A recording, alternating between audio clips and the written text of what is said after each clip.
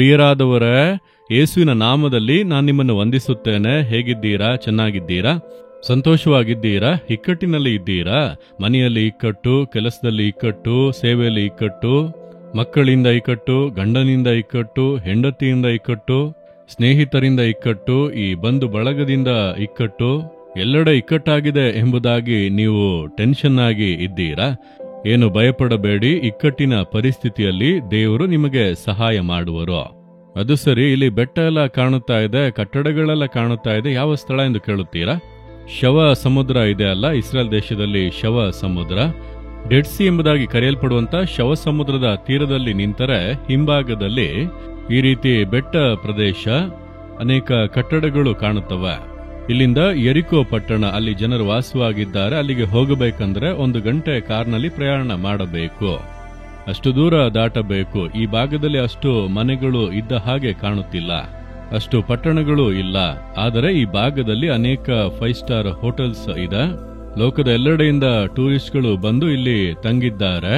ಇದನ್ನೆಲ್ಲ ನೋಡುತ್ತೇವೆ. ಇದೆಲ್ಲ ಹೇಗೆ ಅಂದರೆ, ಈ ಶವ ಸಮುದ್ರಕ್ಕೆ ಒಂದು ವಿಶೇಷವಾದ ಔಷಧಿ ಗುಣ ಇದೆ. ಡೆಡ್ ಸಿ ಮಡ್ ಎಂಬುದಾಗಿ ಕರೆಯುತ್ತಾರೆ. ಅದರ ಕೆಸರು ಕಪ್ಪಗೆ ಇರುತ್ತದೆ, ಅದು ಬ್ಲ್ಯಾಕ್ ಮಡ್ ಎಂಬುದಾಗಿ ಕರೆಯುತ್ತಾರೆ. ಅಂದರೆ ಚರ್ಮ ರೋಗಕ್ಕೆ ಅದು ಒಳ್ಳೆ ಔಷಧಿ ಎಂಬುದಾಗಿ. ಯಾಕೆಂದ್ರೆ ಈ ಡೆಡ್ ಸಿಯಲ್ಲಿ ಸಲ್ಫರ್, ಮೆಗ್ನೀಷಿಯಂ, ಈ ರೀತಿ ಅನೇಕ ಮಿನರಲ್ಸ್ ಎಲ್ಲ ಇದೆ. ಸಲ್ಫರ್ಗೆ ಶರೀರದಲ್ಲಿರುವಂತ ಈ ಚರ್ಮ ರೋಗವನ್ನು ಗುಣಮಾಡುವ ಶಕ್ತಿ ಇದೆ ಎಂಬುದಾಗಿ ಹೇಳುತ್ತಾರೆ. ಆದ್ದರಿಂದ ಇಲ್ಲಿಗೆ ಬಂದು ಆ ಮಡ್ಡನ್ನು ತೆಗೆದುಕೊಂಡು ಶರೀರದಲ್ಲಿ ಹಚ್ಚಿಕೊಂಡು ಬಿಸಿಲಿನಲ್ಲಿ ಕೂತು ನಂತರ ತೊಳೆದುಕೊಳ್ಳುವರು. ಆ ಟ್ರೀಟ್ಮೆಂಟ್ಗೋಸ್ಕರ, ಚರ್ಮ ರೋಗದಿಂದ ಸೌಖ್ಯವಾಗುವುದಕ್ಕೆ ಲೋಕದೆಲ್ಲೆಡೆಯಿಂದ ಅನೇಕ ಜನರು ಇಸ್ರೇಲ್ ದೇಶದಲ್ಲಿರುವ ಈ ಶವ ಸಮುದ್ರದ ಬಳಿಗೆ ಬಂದು ಇಲ್ಲಿ ಎಲ್ಲ ತಂಗಿದ್ದಾರೆ. ಇಲ್ಲಿ ತಂಗಿದ್ದು ಆ ಟ್ರೀಟ್ಮೆಂಟ್ ತೆಗೆದುಕೊಂಡು ಹೋಗುತ್ತಾರೆ. ಅನೇಕರು ಗುಣವಾಗಿದ್ದಾರೆ ಎಂಬುದಾಗಿ ಕೂಡ ಹೇಳುತ್ತಾರೆ. ಯಾಕೆಂದ್ರೆ ಈ ಡೆಡ್ ಸಿ ಕೆಸರಿಗೆ ಆ ರೀತಿ ಸ್ಕಿನ್ ಡಿಸೀಸ್ ಅನ್ನು ಗುಣ ಮಾಡುವಂತ ಶಕ್ತಿ ಇದೆ ಎಂಬುದಾಗಿ ಹೇಳುತ್ತಾರೆ. ಅದೊಂದು ಮೆಡಿಸಿನ್. ಸರಿ, ಆದ್ದರಿಂದಲೇ ಈ ಸ್ಥಳ ಬಹಳ ಪ್ರಬಲವಾಗಿದೆ. ಈ ಸ್ಥಳದಿಂದ ನಾನು ನಿಮ್ಮೊಟ್ಟಿಗೆ ಮಾತನಾಡುತ್ತಾ ಇದ್ದೇನೆ. ಸರಿ, ದೇವರು ನನಗೇನು ಹೇಳುತ್ತಾರೆ ಅಂದರೆ, ಕೀರ್ತನೆಗಳು 59:16 ವಾಕ್ಯ, ನಾನಾದರೋ ಇಕ್ಕಟ್ಟಿನ ಕಾಲದಲ್ಲಿ ಆಶ್ರಯವೂ ದುರ್ಗವೂ ಆಗಿರುವ ನಿನ್ನ ಬಲವನ್ನು ಹಾಡಿ ಹೊಗಳುವೆನೋ. ಇದು ಯಾರಂದರೆ, ದಾವೀದನು ಎಂಬಂತ ಒಬ್ಬ ರಾಜನು. ದಾವೀದನು ದೇವರಿಗೆ ಮೆಚ್ಚುಗೆಯಾಗಿ ನಡೆದನಲ್ವ. ಯೆಹೋವನು ನನಗೆ ಕುರುಬನು, ಕೊರತೆ ಪಡೆನೋ ಎಂಬುದಾಗಿ ಸಂತೋಷವಾಗಿ ಹಾಡು ಹಾಡಿ ಸ್ತುತಿಸಿದನಲ್ಲವ. ಅವನೇ ಹೇಳುತ್ತಾನೆ, ನನ್ನ ಇಕ್ಕಟ್ಟಿನ ಕಾಲದಲ್ಲಿ ದೇವರೇ ನನಗೆ ಆಶ್ರಯವೂ ದುರ್ಗವೂ. ಯಾಕೆ ಈ ಮಾತನ್ನು ಹೇಳುತ್ತಾನೆ ಅಂದರೆ, 59ನೇ ಕೀರ್ತನೆಯ ಒಂದು ಹೆಡ್ಲೈನ್ ಅಲ್ಲಿ ನೋಡಿರೆ, ಸೌಲನು ಕಳುಹಿಸಿದವರು ದಾವೀದನ ಜೀವ ತೆಗೆಯಬೇಕೆಂದು ಅವನ ಮನೆಯ ಸುತ್ತಲೂ ಹೊಂಚು ಹಾಕುತ್ತಿದ್ದಾಗ ದಾವೀದನು ರಚಿಸಿದ ಕಾವ್ಯ. ಯಾರು ಈ ಸೌಲನು ಎಂದು ಕೇಳಿದರೆ, ಸೌಲನೇ ಇಸ್ರಾಯೇಲ್ ದೇಶದ ಮೊದಲ ರಾಜ. ಅವನ ಅಳಿಯನೇ ದಾವೀದನು. ಸೌಲನ ಮಗಳನ್ನು ದಾವೀದನು ಮದುವೆ ಆಗಿದ್ದನು. ಅಳಿಯನನ್ನು ಕೊಲ್ಲುವುದಕ್ಕೆ ಜನರನ್ನು ಕಳುಹಿಸುತ್ತಾ ಇದ್ದಾನೆ, ದೊಡ್ಡ ಸೈನ್ಯವನ್ನೇ ಕಳುಹಿಸುತ್ತಾ ಇದ್ದಾನೆ. ಸೌಲನು ಎಷ್ಟು ಇಕ್ಕಟ್ಟಲ್ಲವ. ಸಾಧಾರಣ ಮನುಷ್ಯನನ್ನು ಒಂದು ಸೈನ್ಯವೇ ಹುಡುಕಿ ಕೊಲ್ಲಲು ಬಯಸುವಾಗ, ರಾಜನೇ ಕೊಲ್ಲಲು ಬಯಸುವಾಗ ಏನು ಮಾಡಲು ಸಾಧ್ಯ? ದಾವೀದನು ಅನೇಕ ಅರಣ್ಯ ಪ್ರದೇಶಗಳಿಗೆ ಹೋಗಿ ಅಲ್ಲಿ ಅಡಗಿಕೊಂಡು ಅವರಿಂದ ತಪ್ಪಿಸಿಕೊಂಡನು.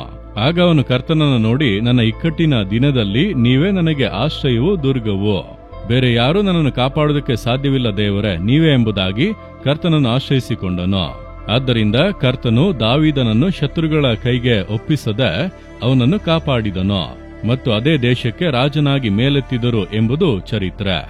ನೋಡಿರಿ, ಇಸ್ರಾಯೇಲ್ ದೇಶದ ಧ್ವಜದಲ್ಲಿ ಒಂದು ನಕ್ಷತ್ರ ಇದೆ ಅಲ್ಲ, ಅದಕ್ಕೆ ಹೆಸರು ಸ್ಟಾರ್ ಆಫ್ ಡೇವಿಡ್, ದಾವೀದನ ನಕ್ಷತ್ರ ಎಂಬುದಾಗಿ ಹೆಸರು.